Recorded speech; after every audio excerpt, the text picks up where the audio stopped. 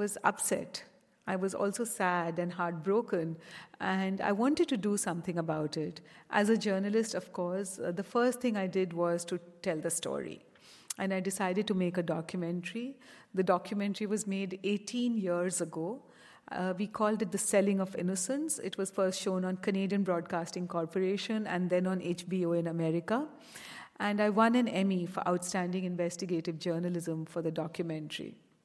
But making the documentary changed my life. And as Dee explained to you, I spent a lot of time inside the brothels of Bombay talking to the women and girls. I was determined that I would tell the story as truly and as authentically as possible. So talk to the women, not use any power structures, and understand what their reality was and what were the issues they wanted to highlight. And often, I would sit around in the red light district in a small, very shabby tea shop trying to build trust and, just try to talk to a woman. And finally, when the women began to talk to me, we established some ground rules to make the documentary. And one of the ground rules was that they could ask me as many questions about myself as I would ask them. And many of them know more about me than my family and friends.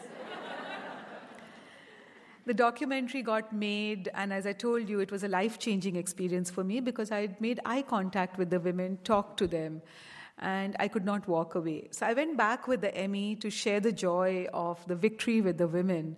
And I told them, I said, the Emmy feels meaningless, it feels limiting, journalism feels limiting. I don't want the jobs which are being offered to me. What can we do? And the women were also waiting for me to come back and said that you cannot walk away, we have to do something.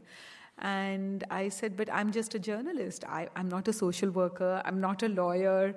I'm not a public health expert. So how do we do something? And they said, you can bring money, you can bring networks, you can bring an education to the table. And I said, yes, and you have to bring your struggle to the table. You have to bring your voice to the table. Because without your voice and your struggle, your dreams will not be articulated and nobody is going to help us. And the women said, what do you mean? And I said, do you remember that there was a time inside the brothels when we were filming when somebody pulled a knife out on me? And he said, I will not let you film here.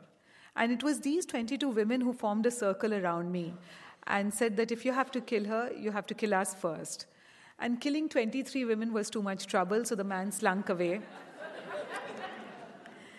And so I told them that they had rescued me and we could work together to rescue each other. And that's how our journey started. At that time, the women had 4 dreams. Because we had to set the goals for Apne Aap. Apne Aap, my NGO, means self-empowerment in Hindi.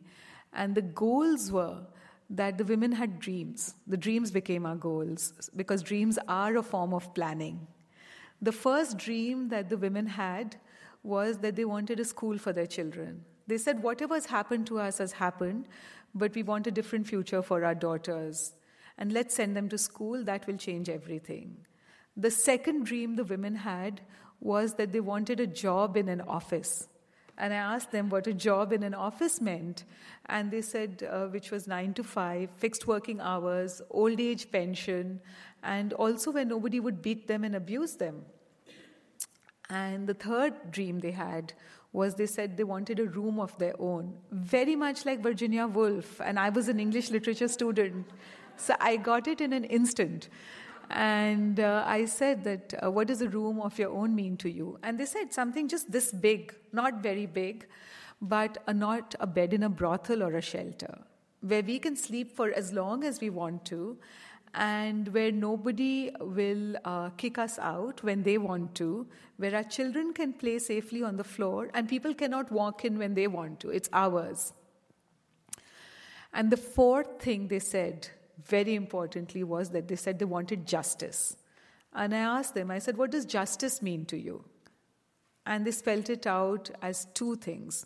One was they said they wanted protection because they were so poor that they were devalued. They were female, so they were of lesser value also. On top of that, they were low caste in India, and they were teenagers. Nobody respected their decisions at all. Nobody respected their body at all. They could not decide whether they would be going to school or staying at home to help with chores. They could not decide when to eat, what to eat. They could not decide what to wear. They could not decide who they would get married to, when they would get married to, when they would have babies. All decisions were taken for them, even if they were being sold into prostitution or into domestic servitude.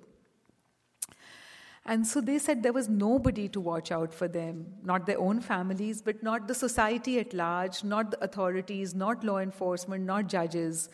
When they were pulled out of schools and put into brothels, there was nobody to protect them. And in fact, when they tried to run away from the brothels, which they did again and again repeatedly, the police would often send them back to the brothels, saying that this is your future now, this is your home, and this is your life. So they wanted protection for themselves and their daughters, but they also wanted accountability. They said that they wanted an end to the impunity that those who bought and sold them enjoyed. And they used the word, they said, those who have contracted away our dreams. So all the pimps, the brothel keepers, the recruiters, the transporters, the landlords, the organized criminal networks. And they also wanted punishment of the Johns, but they wanted lesser punishment. They said that they wanted them to be educated and fined, and for repeat offenders, they wanted higher punishment. So based on these 4 dreams, we developed an Apne Aap program.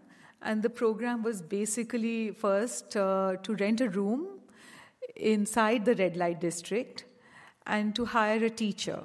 The teacher began to teach the children of the women in prostitution, and we began to prepare them for schools. When the kids were ready for school, we found that the principal did not want to admit the children because they were children of prostituted women. He said the other parents would object.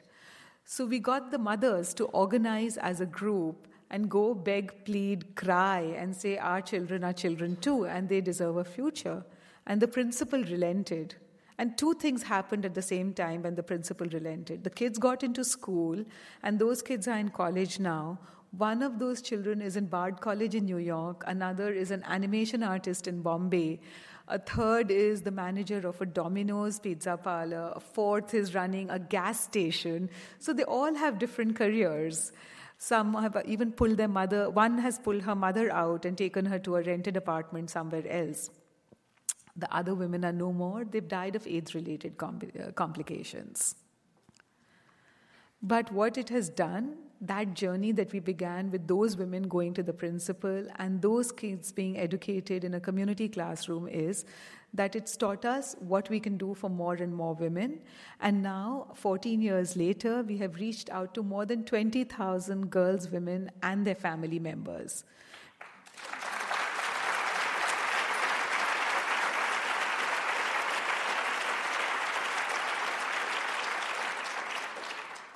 We managed to put 66 traffickers into jail. And this is based on the courage of the women who spoke up, broke the silence, testified.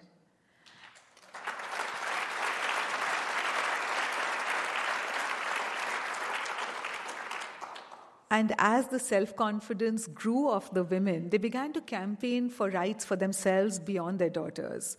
So they said, what about us? We want something else as well.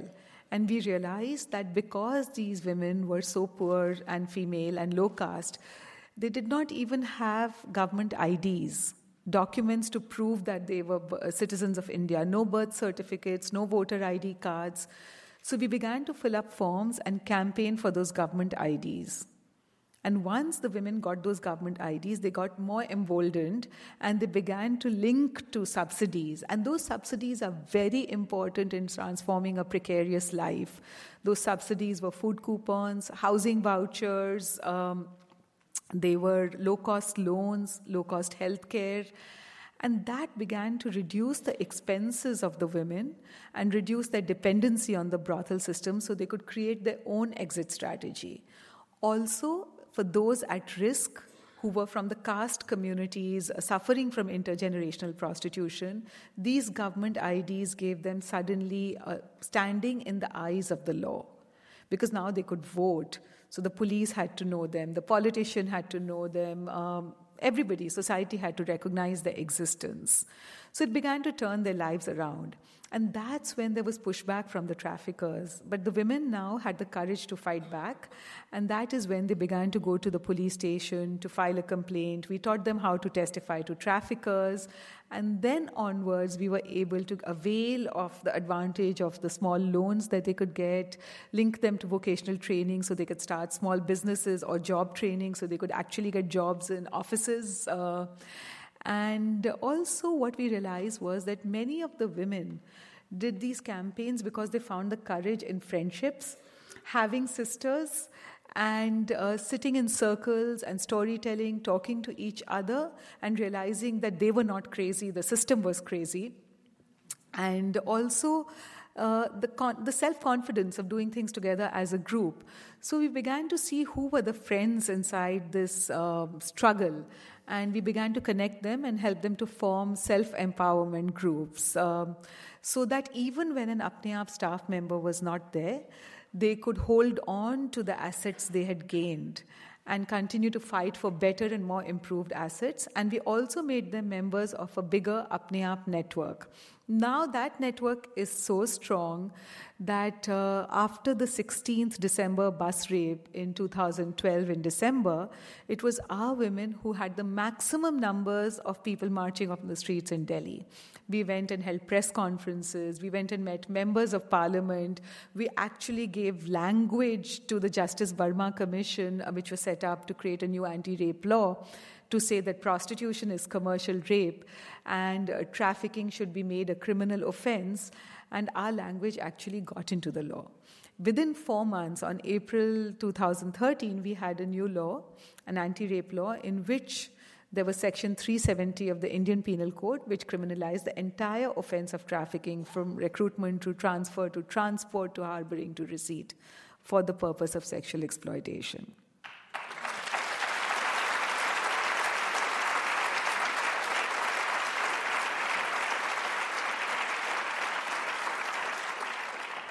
And while the women were making this journey and I was standing by them, but basically they were the leaders and they were the survivors, and their experience was our knowledge, I also used this knowledge to bring about global change, because I realized that in my own country, there were people who did not want the law to change, who did not think that, poor and low-caste females needed to be protected. They were disposable people. And I call them the last girls, because they were literally the last, the most destitute, the weakest person I knew. And I would go to police commissioners and he would say, in Bombay, he would say, oh, prostitution is as old as the hills, men will be men. Or when I would try to start a school in the kind of place you saw in Bihar, or a classroom even, I would be told by the local district magistrate, nothing can be done for this community. Why waste time? We are not going to help you. And I would say, okay, I'll show you over time, and I have. But also,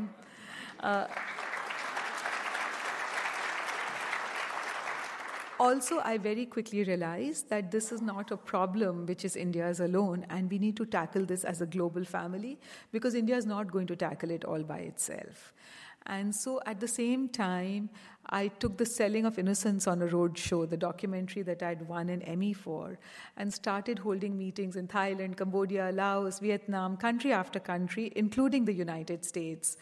And I met with the Clintons, and their aide introduced The Selling of Innocence in the United Nations. They also introduced me to Senator Wellstone and Brownback, and we actually got together with women's rights NGOs in America, Equality Now, Coalition Against Trafficking in Women, and many more, and created a law which would take on this new issue of trafficking right here in America also, because it was going on here. And the same thing, these were invisible people, just because they were poor, just because they were female, just because they came from communities who were often oppressed. They were Black, they were Native American, they were First Nation people of indigenous population, sometimes victims of incest and child abuse who had run away from home.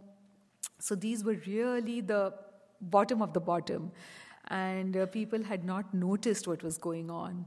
So, once we brought this to the attention of Brownback and Wellstone, this was a bipartisan act that we got, the Trafficking Victim Protection Act. And what we did inside the act was that we made sure that victims of trafficking were not treated as illegal immigrants, but treated as victims and provided health and legal support so they could rebuild their lives. Also, what we did was that we got funds allocated so that NGOs could be funded to provide victim services both in the United States and internationally, and a ranking system and a research system to track countries who were not doing enough to combat trafficking. Because we realized that the organized criminal networks were much more organized than we were, and they were working across borders and boundaries, while we didn't even know what was going on under our nose. And that Trafficking Victim Protection Act is now just been reauthorized yesterday in the Senate.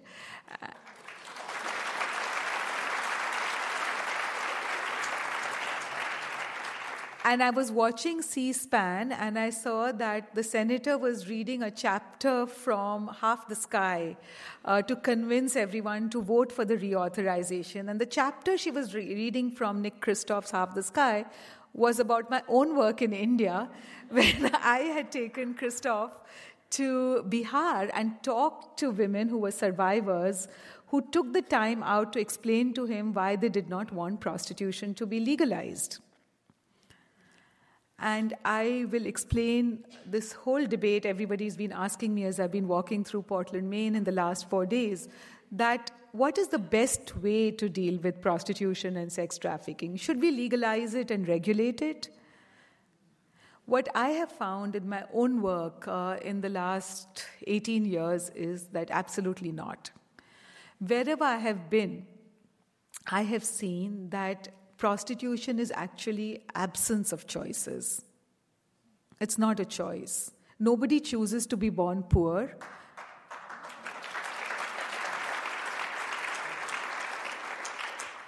Nobody chooses to be born female. Nobody chooses in India to be born low caste, in America to be born black, and nobody chooses to be born that teenager who has no control over her body. So most of our choices are taken away, and then comes a trafficker who says that I'll get you a job in the big city, or I'll offer you love, and then seduces the girl and pimps her. And her sexual abuse is then considered her fault, and then her fear, shame, and guilt are used to control her. In my country, I first noticed trafficking across borders, but then as I began to look deeper and deeper, I found that there had to be no movement where trafficking was involved. It could be a pimp lurking outside a school. And I found, to my horror, after talking to students at the Deering High School on Monday, that this happens here too in Maine, in Portland. And he could talk to any girl coming out who he thought looked vulnerable, maybe her need for love, maybe her need for belonging, and recruit her. And then pimp her in a hotel room right here to a John. As per the international law, the Trafficking Victim Protection Act, the UN Protocol to End Trafficking in Persons, especially women and children, that is considered trafficking. Though there is no movement, because that man has recruited a girl, he has taken advantage of her vulnerability for the purpose of sexual exploitation. And that is how we've defined trafficking in the law now, to take into account modern forms of slavery, to differentiate it from what used to happen in the 19th century when slaves were brought to work on plantations. It's different now. Technology, the demand, all of that is driving the trafficking industry. And the scale is so huge that the United Nations Office for Drugs and Crime says it's the third largest illegal trade in the world, maybe the second, after arms and drugs.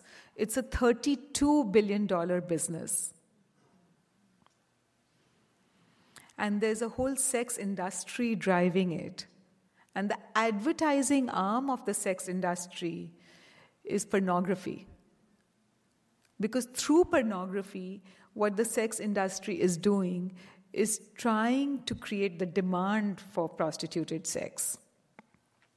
A 12-year-old who's surfing the net while doing homework suddenly is faced with a cartoon character who says, "Do you want to have some fun with me?" And 2 clicks later, he finds a woman being penetrated into every part of her body. And she's crying and saying, "Give me more." The boy gets confused. He thinks sex is connected with violence. He thinks sex is about domination. He thinks no means yes, pain means pleasure. And he begins to demand that kind of sex. And then he goes on to buy sex because that's the kind of sex he can buy through purchase. It's not that all men are buying sex. It's only a minority of men who are buying sex. But they are the repeat offenders. So if we have 27 million enslaved people in the world today, it doesn't mean there are 27 million sex buyers in the world. It just means that there are few who are buying again and again and again with impunity. And that is why we wanted to shift the law to address the demand, because we realized that one of the ways to dismantle this industry, which is based on supply and demand, supply is of women and girls who don't have choices, and demand is of men who have choices with impunity, the traffickers or the business and the Johns. So what we started to do was try to get laws passed to address this impunity. We were successful federally in the Trafficking Victim Protection Act. We were also successful in countries like Sweden and Norway, and also in now France and UK most likely, where the acts have been placed. So country after country is now looking around to see what helps to combat sex trafficking and prostitution. And there are only three cities in the world and 2 countries in the world where prostitution has been legalized. And of them, Nevada is one of them. Amsterdam is the second. Victoria, Alberta in Australia is the third. So these are the 3 cities. And the 2 countries are Germany and New Zealand. What their neighboring countries have seen and what research has shown in these countries where prostitution has been legalized is that it has increased trafficking. So, for example, if you go to Amsterdam and look at the shop windows, you will see that there are no Dutch girls standing in the windows. Actually, it is North African and Eastern European women. And what has happened with the legalization of prostitution is that it has led to trafficking, because traffickers know where to come and sell the girls, Johns know where to come and buy the girls. And so therefore it has led to more trafficking, which has led to the presence of more organized criminal networks. So when Norway and Sweden had to deal with the problem of trafficking, they looked around them and they said that we don't want to go for the Dutch model. We will create our own model. And they created a law in which they made the purchase of sex illegal, not the selling of sex. And that was to shift the blame from the victim to the perpetrator, where a girl or a woman is not punished at all because society and the law recognizes that her prostitution is the function of her inequality. But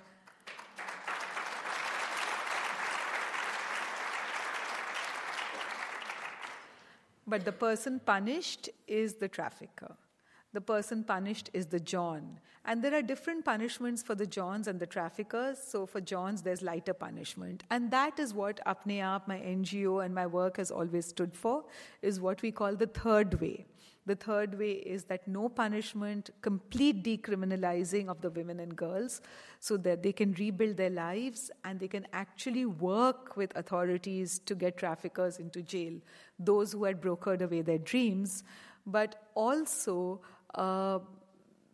very, very severe punishments for traffickers, the pimps, the recruiters, brothel keepers, the whole network, and fines and education for the Johns so that they can think about sex with collaboration and participation, and not sex with domination. So almost to eroticize equality, we ran a campaign called Cool Men Don't Buy Sex. And finally, in the last 4 days, I've been seeing how that is possible in the city of Portland, Maine. And I see huge potential and huge possibility. Just a week ago, I was feeling very defeated for 2 reasons. One was that the United Nations is trying to change agreed upon protocols and dilute the laws that we have created by issuing unofficial notes asking for the legalization of prostitution and the recognition of sex as work. And on top of that, the decriminalizing of pimping and brothel keeping. So making pimping and brothel keeping legal. And in India, at the same time, there was the release of a documentary called India's Daughters, in which the rapist says that, this girl was out at night and she was with a man who was not her relative, and so therefore she was up for grabs. So I was just thinking, I said, how are we going to deal with all of this? On one hand, we have this mindset in India. On the other hand, we have this mindset in the UN where they want to make pimping legal. And literally just spending these 4 days in Portland has rekindled hope and inspired me. From Dee to Catherine Lee, who runs the Justice for Women, and the fact that I met a whole community which is now actually talking to each other to see how they can crack the problem. I was just talking to the Chief Justice, and she said that, never mind what has happened, that we haven't noticed it for so long, but now that we know, we are going to do something about it.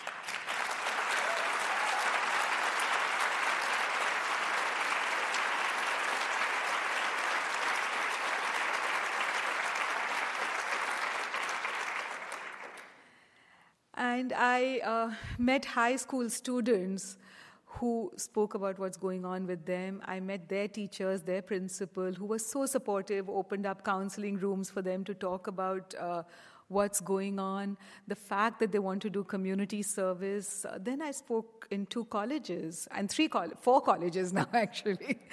And in each college, I met the most idealistic students. But what I also found was that the college authorities themselves are slowly nudging the students to do more and more community engagement and service. And there is so much hope and optimism in that. And that is such a beautiful thing which is happening here. And then, I met judges, I met law enforcement officials, and I've never met kinder judges. The first time I appreciated the problems that you face when you're stuck with a situation which you don't know. You have to take a decision that, am I going to put this child in jail to protect her? And I met with survivors who very courageously spoke up in front of law enforcement officials, and I know how hard it is to do that in a room full of people you feel threatened by, or God knows, who they are, and spoke about the need for a shelter for adult victims of trafficking and for the child victims of trafficking.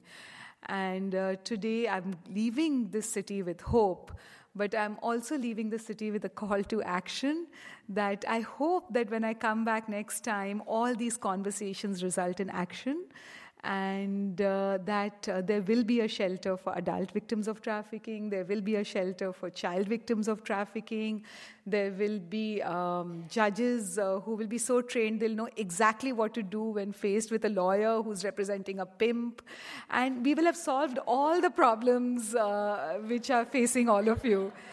And you will become the best practice. The way we talk about the Nordic model, maybe we will talk about the Portland model. And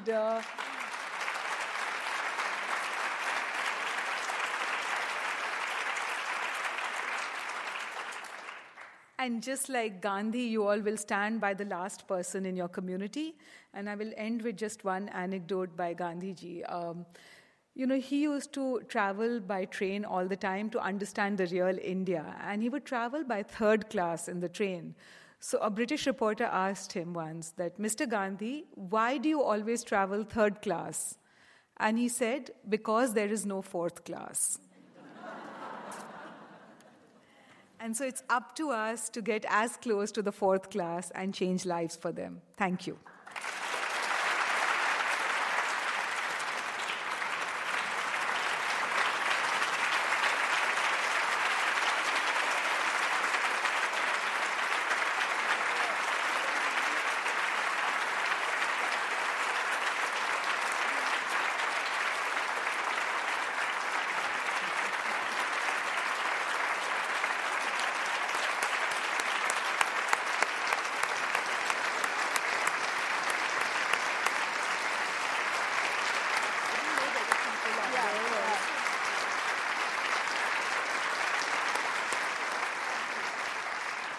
Even though it's already a little past 8, Ruchira has agreed to take some questions. If people want to come down, there's a mic at the end of each aisle.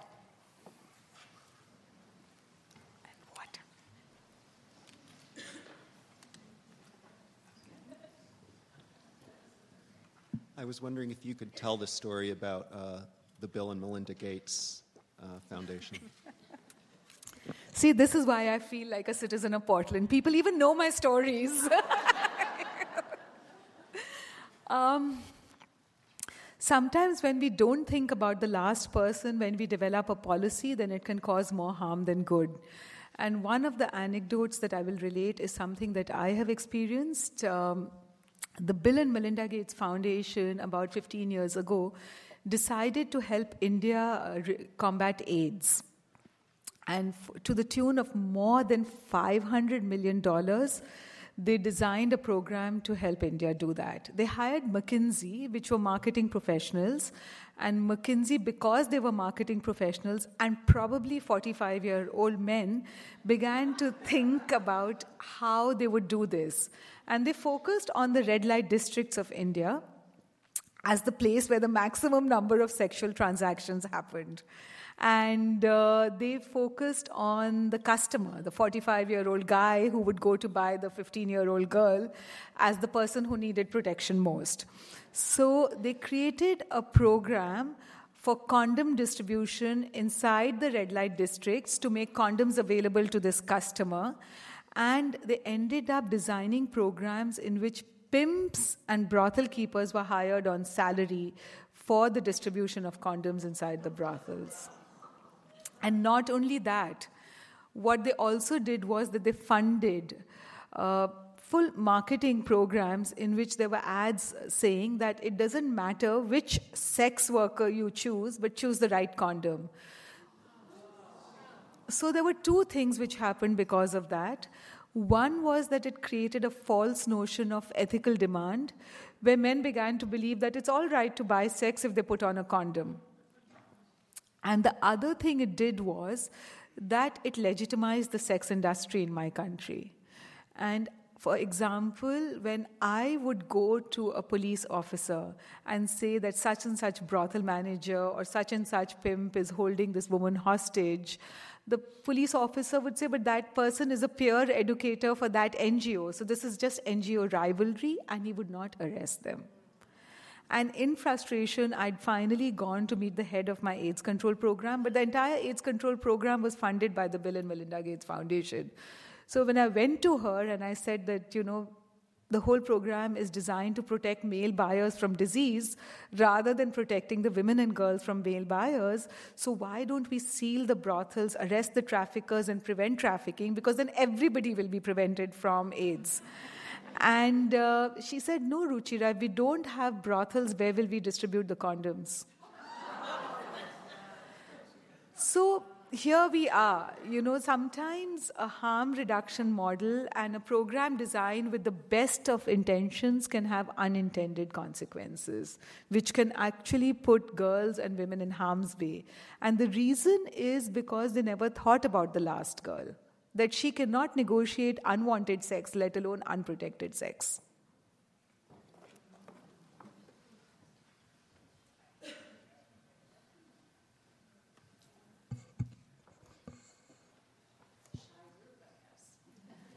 I am just curious, do fair trade organizations in India have a good reputation as viable organizations to end the vulnerability of poverty?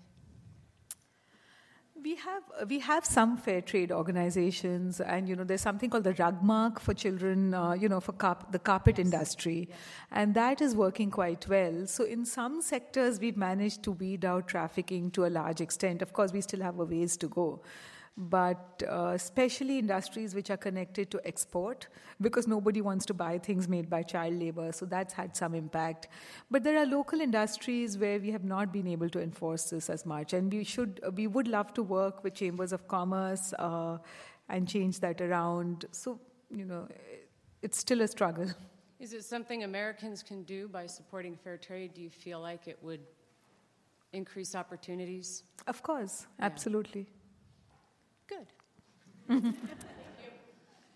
Hi. I'm a police officer, and we've been working at some of the hotels, and I feel like our biggest barrier is connecting with the victim. Do you have a couple pieces of advice on connecting with someone? Yes, I would like to ask Dee Clark to answer that question because she knows best. Her experience is her knowledge. First of all, I'll just say Portland, or let me think how to say this, Cumberland County has rose to the occasion. People are trying. But yes, many officers have called me to meet different victims, to befriend them, for them to hear my story, and it's always an instant bond. And I've assisted some in their way of getting to testifying against their pimp. I've assisted some in just being a friend, a sister to them. But it is difficult because, first of all, you said it the other day too, Ruchir, really well.